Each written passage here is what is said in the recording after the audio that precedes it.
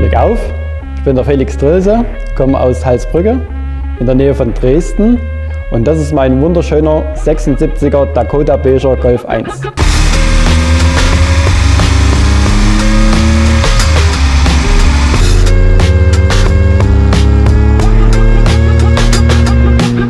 Der 1er ist halt von der Form wirklich der geilste. Es ist nun mal so.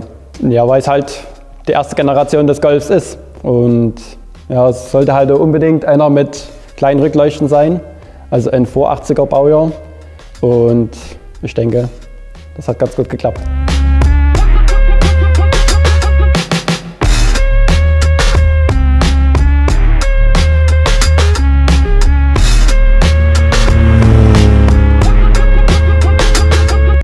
Sauerkrauts, the authentic streetwear brand for petrolheads. Besuche unseren Online-Shop und finde dein Lieblingsstück.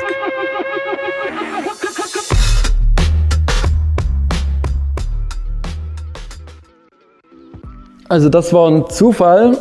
Wir hatten noch einen zweiten Golf 1 und dann stand der in der Nähe. Ja, habe ich zum Eule gesagt, also zum Kumpel gesagt, komm, den gucken wir uns mal an. Der hat immer schon Wunschfarbe, weil es sollte unbedingt ein beiger 1er Golf werden. Am liebsten zwar Mexiko Beige, nicht das Dakota Beige, aber ja, da sind wir hochgefahren, haben uns das Ding angeguckt. Ja, hatte schon noch ein paar Stellen. Hatte hier und da ein bisschen was, wo man das schweißen musste. Sehr gut. Unbedingt gebraucht hast du jetzt nie. Aber ich sage gut, wir rufen mal eine Zahl auf, mal sehen, ob er es annimmt oder nicht. Ja, da habe ich dann 2 Tage später die Zahl geschrieben. Wir hatten uns dann so weit darauf geeinigt. Und dann schrieb er, ja, kann man machen, ist in Ordnung. Und somit ist es dann der geworden. Komplett original, nichts unverbastelt. Wie gesagt, Elektrik noch komplett alles so wie es war. Es ist der alte Mann vorne weggefahren. Es ist halt bloß über jemand anderes vertrieben worden. Ja.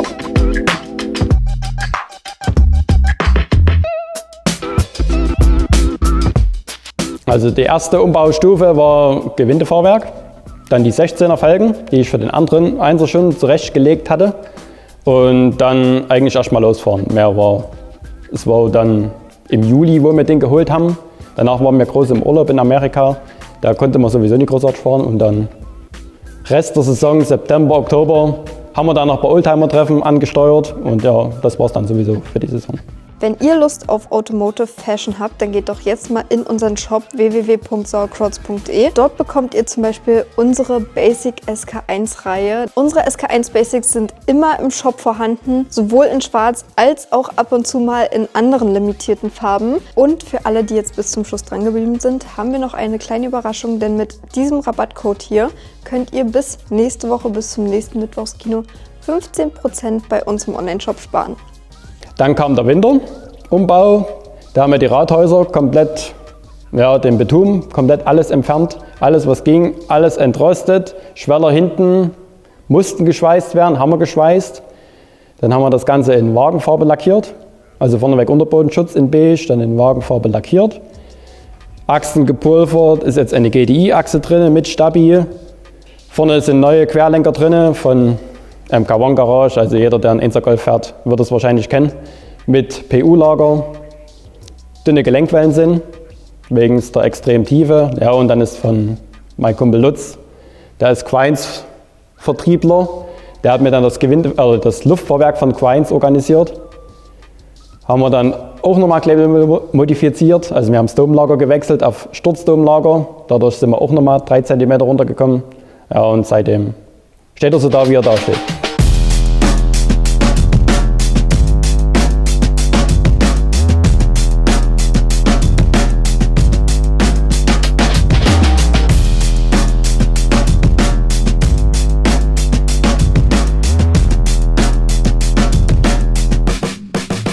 Also Motor ist nach original ein 1.1er.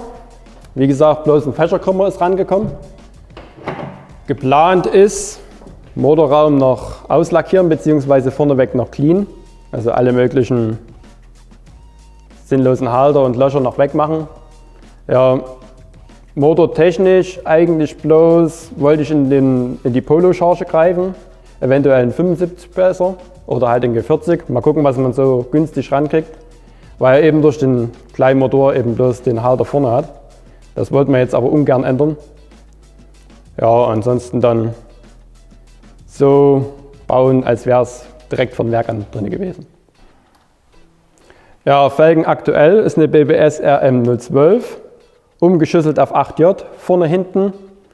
Ja, Reifen guter Anhang, gibt nichts Besseres, 165, 45. Ja, Betten poliert, Felgenstern Hochglanz verdichtet. Narbendeckel ist im 3D-Druck gemacht worden. Ja, Powersprint-Anlage, komplett bis mit Fächerkrümmer. Postgolf-Rückleuchten, halt das Klassische, was man am 1er macht. Und Heckklappe Teil clean, das heißt Wischer weg, Spritzfliese weg. Ja, Embleme sind bewusst drinnen gelassen worden, damit es zur Optik passt. Das Auto ist nicht perfekt, hat noch nicht komplett Neulack gekriegt, sondern bloß ein Teil. Ja, hat seine Schandstellen, die Farbe vertuscht ziemlich viel, aber wie gesagt, wenn man genau hinguckt, findet man viele Stellen, die nicht so schön sind, aber es ist halt ein 50 Jahre altes Auto, von daher denke ich, passt das. Kofferraum, Ausbau haben wir dezent gehalten, also bloß Platte, Tank in Wagenfarbe lackiert, dann ist eine Queins G1-Steuerung reingekommen. Halter ist 3D gedruckt von der Steuerung, ja, sollte eigentlich relativ dezent bloß bleiben. Passt zur Innenausstattung.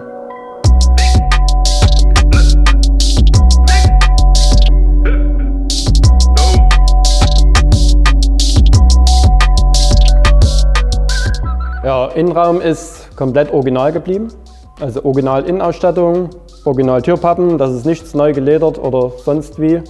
Lediglich von uns, oder von mir besser gesagt, ist ein Momo Sportlenkrad reingekommen, in Holzoptik. Ich denke, das passt optisch mit am besten.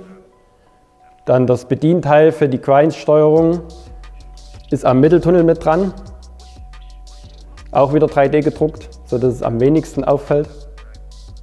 Ja, Radio ist original, funktioniert und viel mehr braucht man, denke ich, nicht.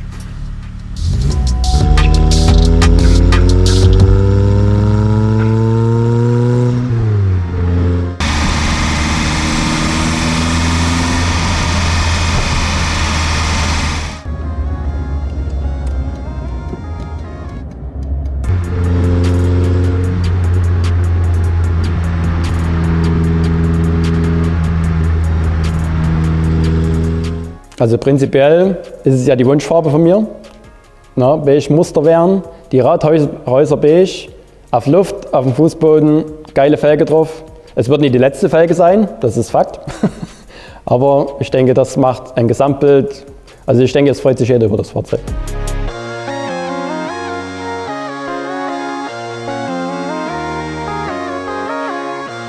Es ist in geraumer Zukunft noch ein Motorumbau geplant. Entweder 75 PS vom 86C Polo oder halt G40, weil da hat einen kleinen Motorhalter. Dann alles schön auslackieren, ein paar Halter, die man nicht mehr benötigen, noch wegcleanen, sodass er halt wirklich tipptopp, schicki aussieht, als wäre er so vom Band gerollt. Das ist noch ein Plan. Eventuell die Seitenwände hinten noch mal lackieren lassen, weil die kommt jetzt langsam doch der Rost wieder durch. Gut, Fahrzeug ist 50 Jahre alt, dürfen wir nicht vergessen. Ja, die Farbe ist sehr dankbar, man sieht es kaum zum Glück, aber das sind halt so Stellen, da würde ich in den nächsten 2-3 Jahren, würde ich jetzt mal so grob angreifen, das mit auf den Plan nehmen.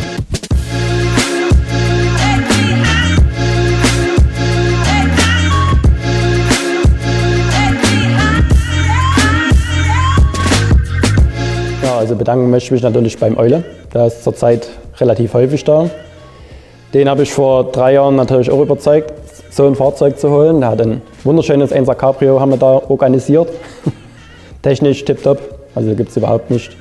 Und ja, jeden Winter steht das Ding mit in der Halle und wird jeden Winter wieder was Neues gemacht.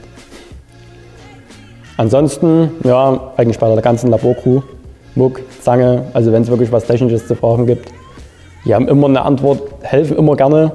Ja, illegaler, ganz klar, wenn es mal wieder was Neues zu holen gibt. Wenn wir ein paar Reifen montiert werden müssen mit der Bombe.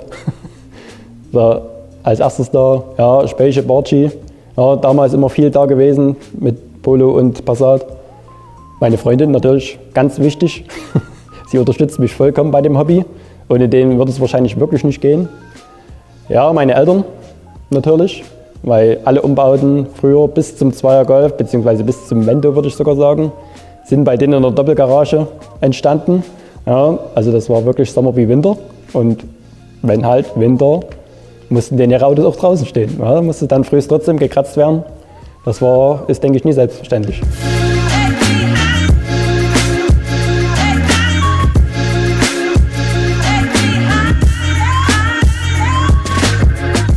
Vorm Einser gab es natürlich auch schon ein paar Fahrzeuge, weil bei mir muss irgendwie jedes Auto tiefer gelegt sein. Ich mag es nicht so gern original.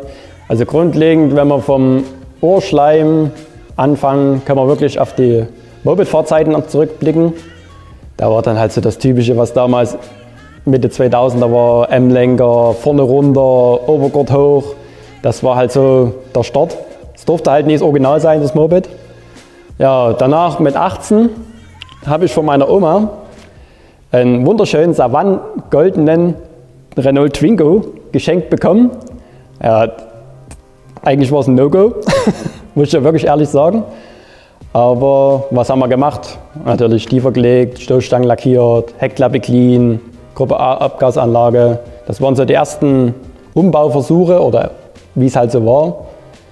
Ja, danach haben wir uns, weil ja kofferraummäßig nie viel Platz war, mit einem GFK-Ausbau versucht.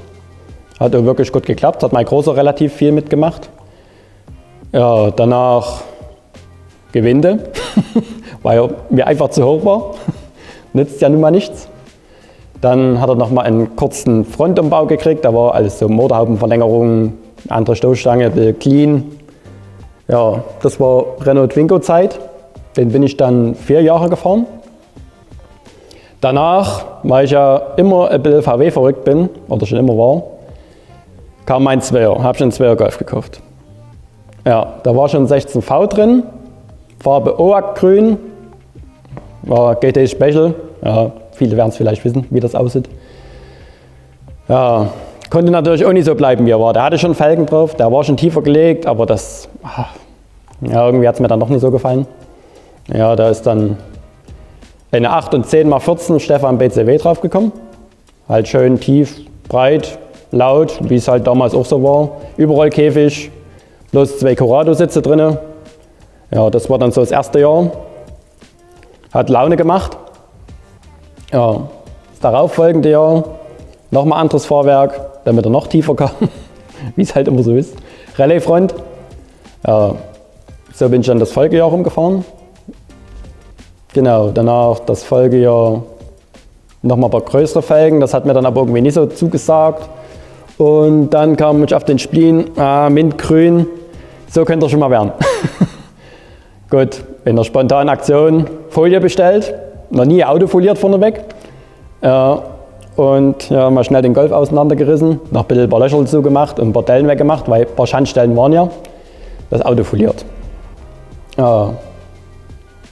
So 2 Tage vor dem Treffen fertig geworden, direkt losgefahren, da war dann auch vom Kumpel der Polo, der G40 fertig geworden, vom anderen Kumpel der Passat und da sind wir dann erstmal eine ganze Weile zu dritt rumgefahren. Das Folgejahr nie viel verändert, sind wir Schmidt TH-Line drauf gekommen, 9,5 und 10x14 ist er dann auch wieder ein Stück hochgekommen, weil breiter raus. Ja, das war dann auch wirklich das letzte Jahr von dem Fahrzeug, danach Winterumbau war geplant, Motorraum clean, 16 VG60, wie es halt so sein musste. Ja, zwischendrin immer mal ein bisschen abgestorben. Dann hier und da mal ein anderes Auto gemacht. Gab es dann noch einen roten Vento, da war dann die Karosse Schrott, haben wir noch einen abschmierende Karosse, eine blaue Karosse geholt, die schwarz foliert, dann aus 2 zusammengewürfelt, eingemacht. Das war dann erstmal eine ganze Weile mein Alltagsfahrzeug. Danach kam ein 3B Passat, auch Zustand schlecht, auch entrostet, geschweißt, dunkelblau foliert, dann angefangen Luftfahrwerk reinzubauen, hat auch gut funktioniert. Muss aber dazu sagen, dort haben wir wirklich viel Lehrgeld bezahlt, ich habe alles gebraucht gekauft, also das kann ich nicht empfehlen. Dort bietet es sich wirklich an, ordentliche Komponenten neu und dann passt das. Das Folgejahr ist dann die Quine-Steuerung reingekommen, die jetzt im 1er drin ist. Das war das Jahr, wo dann der ID.4, glaube ich, rauskam von VW. Und die haben es dann geschafft, eine 19 Zoll Stahlfelge zu produzieren. Die habe ich dann über einen bekannten VW-Mitarbeiter relativ günstig geschossen. Ja, und dann war dann der Passat auf Luft und 19 Zoll Stahl, mega, sah richtig geil aus. Hatte dann aber Probleme mit dem Steuergerät bzw. mit dem Kombi-Instrument, kann ich gar nicht mehr so genau sagen. Und da hatte ich dann irgendwie keine Esse mehr auf das Fahrzeug. Ständig, wenn du ihn gebraucht hast, ging er nicht an, warum auch immer. Und dann ist dann einfach bloß nochmal ein 35i Passat geworden. Ja, den bin ich jetzt 3 Jahre gefahren, 1,98 PS, unkaputtbar, sehr dankbares Auto.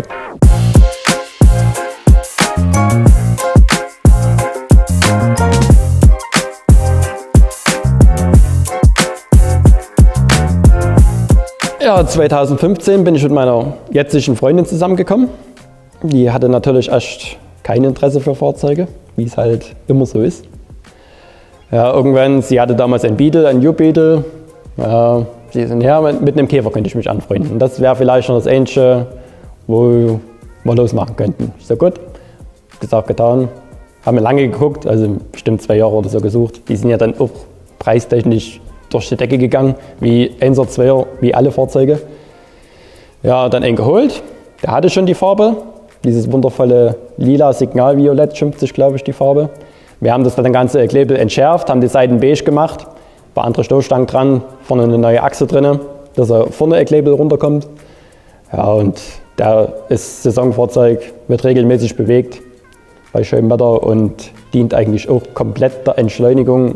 Ja, das Ding schneller wie 90 willst du nicht fahren. Es ist einfach Windgeräusche jenseits von Gut und Böse da drin und man macht es einfach ohne.